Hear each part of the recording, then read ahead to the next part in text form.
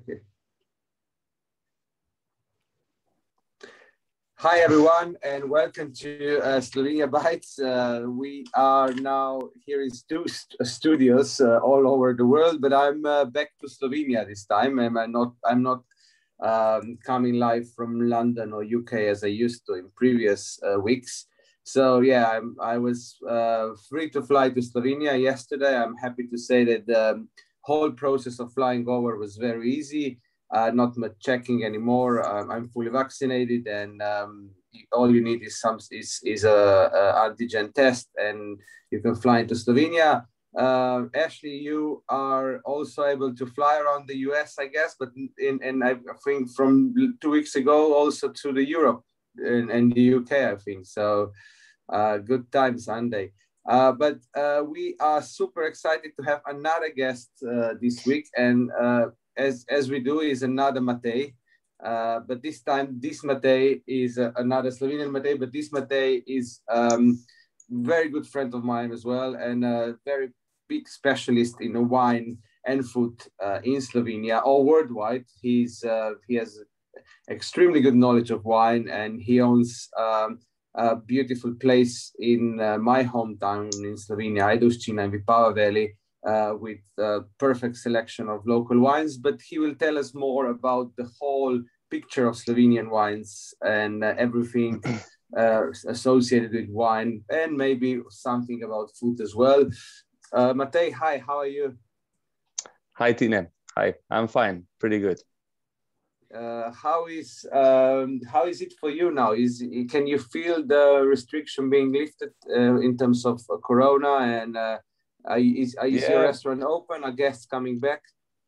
Yes, of course. We've been now open for more than a month. So basically, we started slowly as everywhere else in Europe. So just with the terraces outside and so on. Mm-hmm. We still have a couple of restrictions which are pretty okay to manage with them. We have this distance between tables. We have to clean the tables with some disinfected materials and so on, but nothing serious, and everything can be managed. We have to wear masks. The guests outside don't need to wear masks. They don't need any tests or anything if they want to go inside. For now, there are some regulations still, so they have to be or vaccinated or they have to have tests and so on, but nothing is really that difficult to manage. And the system, I think, also is really trying hard to come to the numbers where things will open up and be more loose in the future. So at the moment, more like Slovenian guests, but I hope that in the couple of weeks we will also get more and more of the guests from outside. That's very encouraging. I'm excited to hear. Yeah, that. This was actually my next question, but you already. Yeah, because I was going to ask if you can already see some foreign guests coming in, but I guess everybody's waiting for whole Europe to kind of loose. They are coming. Not in the numbers which we were familiar with in 2019. At this moment, we already had 80% of guests coming from Europe, USA, and everywhere else. But now we have maybe 10%. So Slovenian guests is thankfully been very loyal in the last 2 years. So we managed to break through, to survive the crisis in a way, because otherwise, especially for the places like is ours, where we really focused on presenting the food and the wine and everything touristic to outsiders, was the primary business. So really what the Slovenian government did at this moment by helping community to give them some kind of I don't know how to say it. Tina, can you help me with the word here? This which one? Vouchers for the tourism. Scheme, yeah. And Slovenians really took them and came to different regions, especially to regions which were investing a lot of resources in tourism in the last years. And for example, Vipava Valley has been doing this recently, and the results came at the right time, because the regions which they didn't do that were almost without any guests. So we did quite okay, and I'm happy for that. Excellent. Yeah, the voucher scheme actually just for all our American and Canadian viewers, it's a scheme that everybody, all the citizens, no, all the the citizens of Slovenia were given a voucher which they can use against tourist offer, like tourist stay or food and stuff. So, but Ashley, you have some great questions about the wine map of Slovenia and the wine regions of Slovenia for Matej. So come on, let's see what you prepared for today. Okay, well, let me go ahead and share my screen just for people's visual knowledge. But thank you again for joining us. And I can't say how exciting it is to have a wine and food expert such as yourself joining us. Thank you. Thank you for having me. I have to say, every food and wine experience I had in Slovenia was just phenomenal, just exceeded my expectations. And I just think it's so not underrated, because I think that the people that experience it come away with a great appreciation, but just unknown. Like it's not as well known, at least to the US market, especially how high quality the wine is. I think, at least from my perspective, I've lived in places in the US like Arizona, California, Washington, Virginia, where they do have a wine industry. And some places profess to be great winemakers, and you go and you're like, oh, this tastes like Welch's grape juice. It doesn't taste like wine. So I think sometimes Americans might be used to hearing, oh, this place is a great wine region, and have low expectations because of that. But going to Slovenia, it's totally the opposite. You hear that it's a great wine region, and you get there and you're like, oh my gosh, it truly is just a wonderful place for wine. So that being said, I just wanted to sort of line it up for those who are watching who haven't experienced it yet. Most of our agents are American, some Canadian. So I'd love for you, if you could, to just sort of give us a general overview of wine in Slovenia. I know that's a huge topic to cover in such a short time, but please do your best. we could do that for hours. I know.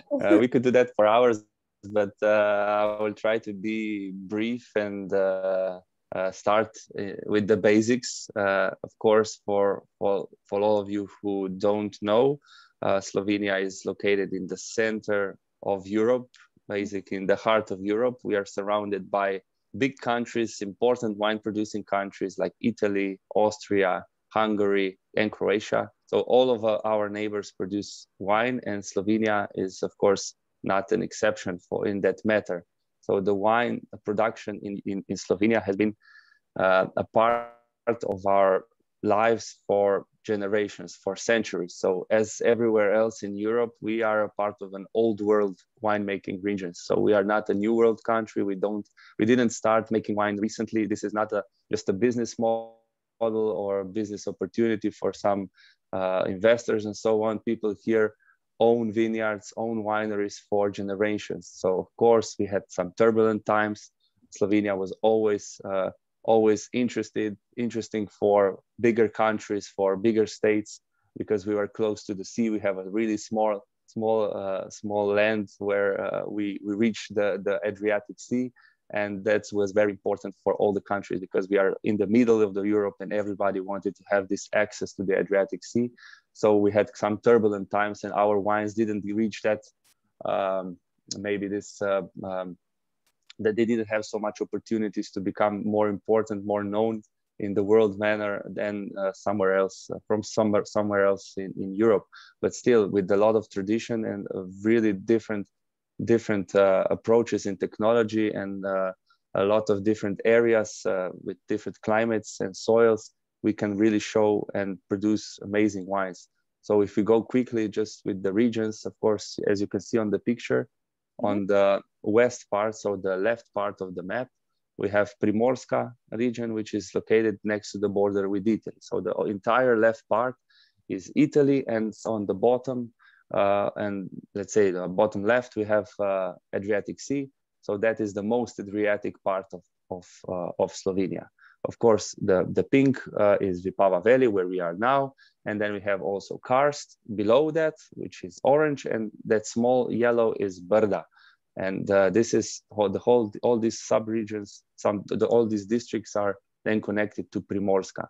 And Primorska has this combination of Mediterranean and continental climate, especially Vipava Valley and Karst are more inland, so they have influence already from the continent. So our wines are in a way a combination of warm, herbal, spicy, full-bodied whites and reds from the Mediterranean, and of course with the addition of that freshness that is a little bit higher acidity, aromatics coming from the continent. So this is Primorska region. Of course, all these 4 districts differ a little bit, but in general, we have a lot of local varieties, a lot of tradition. The wines are mainly made by really small producers, family estates.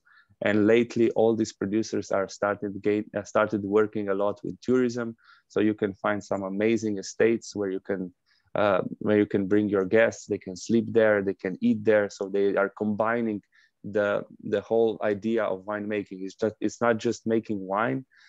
It's also the service, so it's the hospitality, how to invite people for more days to stay in the area. So in general, in my opinion, the entire Primorska, basically with this, of course, with the seaside, which is important, the wine and food is the most important thing to offer in this region. So then this is the Mediterranean part. And then we have on the right side of the map, quite big two regions. One is in greenish colors, which is called Podravje. And this is Štajerska, we say in Slovenian language. And it's divided into many sub-regions, but we don't need to, of course, say about any of them, because it's too hard to understand. But still, they have, of course, continental climate, and their wines are more similar to wines coming from Austria, from Hungary and Germany. So, of course, Rieslings, Gewürztraminer, Furmint, Sauvignon Blanc, Chardonnay, Pinot Noir, Blaufränkisch, and so on. So the varieties which are mostly found in the Central Europe. And the blue regions basically are very, very similar. This is called Dolenska or Posavje. It's a little bit cooler. So they have a little bit more, they're a little bit more focused on also ice wines and wines with some let's say, this effect of drying on the vines and so on. And they have this special wine, which is called Cviček. And it's definitely a good idea to taste it here because it's quite special. It's made from white and red varieties. It's very refreshing, fruity. In a way, it looks like a rosé, but it's something that is just allowed here in Slovenia. So if we say that Dolenska, so these blue regions are known for sparkling wines, ice wines, and Cviček. Štajerska or Podravje, the green part, is known for Furmint, Blaufränkisch, and some Gewürztraminer and Rieslings. And Primorska is known for Malvasia Istriana, which is a variety known for the entire pool around this area from Italy, Collio, to Croatia, Istria. And of course, many local varieties, like in Vipava Valley, we have Pinela and Zelen, which are, of course, unique and very special, and usually sold quite a lot in also outside countries because of this new trend in wine business of finding wines which are more exotic. So Zelen and these local varieties are, of course, now on the rise, and the winemakers are sold out. So this is short about the regions. I hope it was good enough. So of course, if you have any questions or if you want me to answer something else, please let me know. That was really a great overview, and I am, I learn something new every time, and I just think how fascinating how such a small country geographically can have such a diversity of wines and climates, just ranging from the Gewürztraminer all the way to the Cabernet Sauvignon and Shiraz and so on. Yeah. It's amazing. So you really can get a taste of a wide variety of wines in Slovenia. And one of the things that I find interesting too, because I'm not a wine expert by any means, but I do enjoy drinking it. And I lived in Italy for some time, and so before going to Slovenia, I knew a little bit more about Italian wines than I did Slovenian wines. And it's just sometimes it's just a matter, because you're just right over the border from Italy and in some parts of Slovenia. Sometimes it's just a matter of the spelling being different. Like you mentioned, the Malvasia, that's one of my favorite Slovenian wines, but you can also get that in Italy. It's just spelled differently, correct? The Malvasia in Italy is also Malvasia, but there's for Malvasia, it's a bit difficult to understand because it's this variety is called Malvasia Istriana, but you have like 25 different Malvasias in the Mediterranean. But they're not the same. So one of them is called Malvasia Nera, the other one is called Malvasia Volcanica, Malvasia di this and that and so on.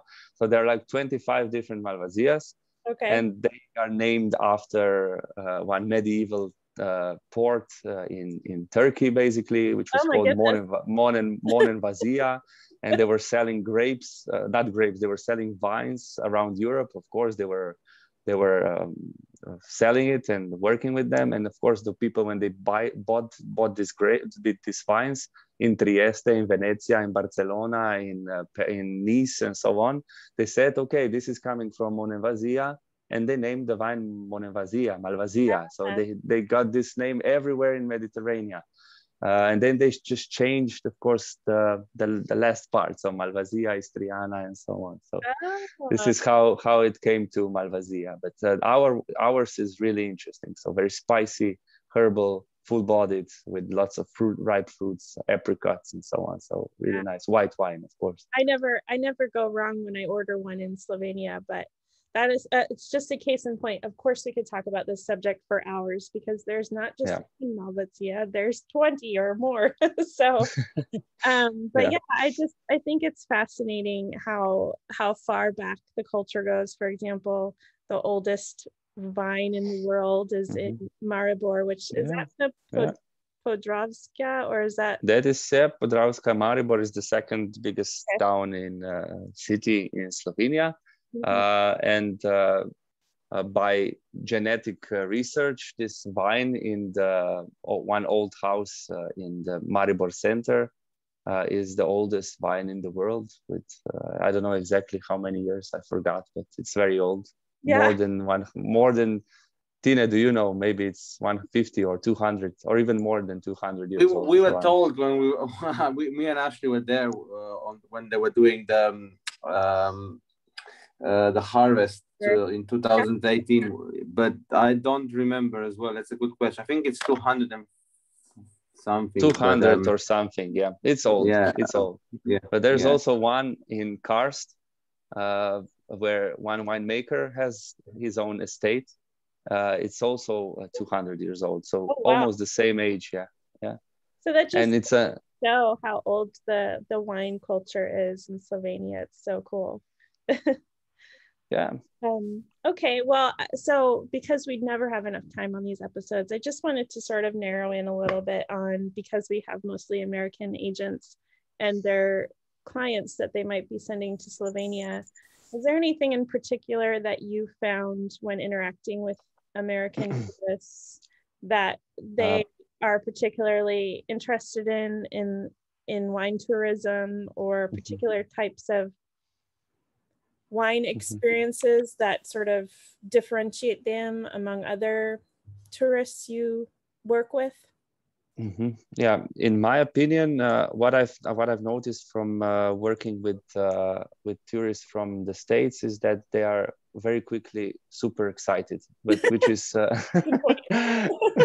which is fine, because Slovenians, as hosts, we are very generous. We really try to give as much as possible to our service, to hospitality, and the nature here, the whole price performance ratio, and also of course the whole landscapes and the quality of everything is pretty good. And when people come here, they just can't believe that nobody knows about this region, about this country, because everybody, of course, everybody goes to Italy, everybody goes to France.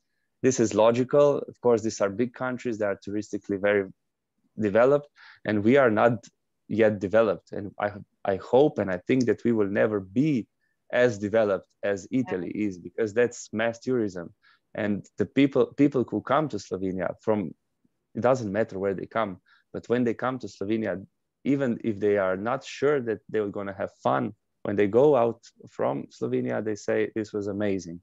Mm-hmm. And I'm pretty sure that I don't know if there is 1% of people who came here and said this was not a good experience. So I guess it's just the whole thing altogether. It's just this so good.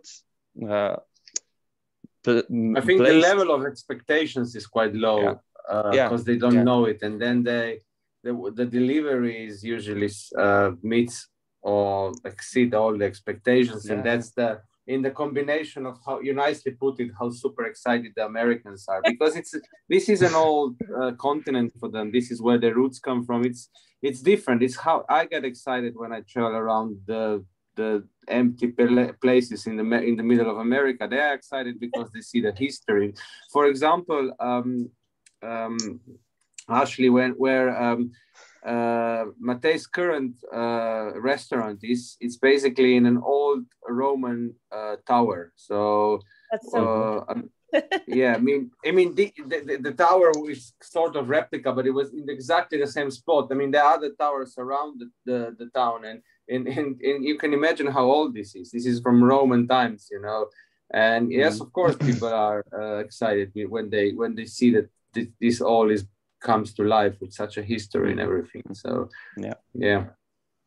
I mean, I think that just adds to the point that we keep impressing on the agents in this group. It's just a place that is an undiscovered gem in Europe, and I've yet to hear an example where people were disappointed. Like you said, if they were the 1% disappointed, I think they're the type of people that are never happy. So well, not everything is for everybody. So right. But maybe I have a question as well. More I would like to offer some few minutes to Matej to tell a bit more about the way Faladur, which is his business, operates. And maybe you can share the exciting news you have for us, Matej, as well. So go for it. So in the back, you see the video on my webpage where I still got hair. So in the last, this was filmed like 6 years or 5 years ago when we basically started the whole thing. And as you can see, it was quite. As a wine, we started working as a wine bar with very little food offer, and in the last 4 years we really upgraded the whole story, and now we offer a broad selection of traditional dishes from the region with the twist and with a bit of an upgrade or a modern bistro-like sitting. And we've been doing this really good in the last 2 years. Of course, with Corona, we had some setback, but in the meantime, we started working a lot with the restaurants in Slovenia and with the end consumers selling wines on our webpage. And we will continue doing that. So we are upgrading the webpage and all this. In the meantime, we are moving to another location. So this is the big news. We are going to the town next to Ajdovščina, so the most important touristic town in Vipava Valley, let's say. It's called Vipava, so basically it's named after it. And we bought a house which is located directly in the center, an old house, 300 years old house. We renovated completely. We will offer 2 rooms. We will offer sittings for 50 people. and the same experience as we did here. So I've been working with wine for 15 years, even though I'm quite young. I've been in this business from 18 because of my mother, which worked in pretty much the same thing.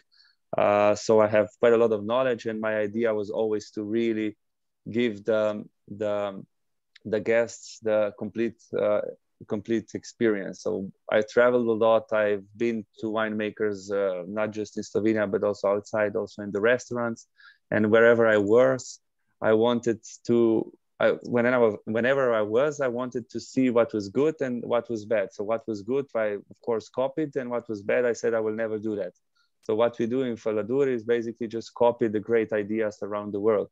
So I think there's nothing bad with that. And of course we add our story, we add our knowledge, and what we do tastings which are amazing. We were recognized by Lonely Planet, we were recognized by Gomio in the recent time, and so on. So we've been really on the right path, I think. And in the future, we will just improve that with some great dishes, and of course, even more knowledge about the wine tastings and wines in general. So this is the plan. And of course, I invite you all to come and. Well, the plan is, Matej, for me and Ashley to bring a group of our agents from our. Sorry, you said something. I said get ready for coming. Yeah. Get ready, right. Because we will bring some overexcited Americans to your new place if it's open already. Because the plan is to come in September. So I think you will get a lot of praise when you host our group there. But that's great. So we really look forward to experience. And I mean, I know we are talking about wine today, but like maybe a sentence on the food. As you know, as you all know, Slovenia has been recognized as one of the foodie destinations of Europe, if not the world, with excessive numbers of a Michelin star restaurants in the last couple of years. But having said that, it's not all about Ana Roche and Michelin stars that we have around the country. It's also places like Matej's place.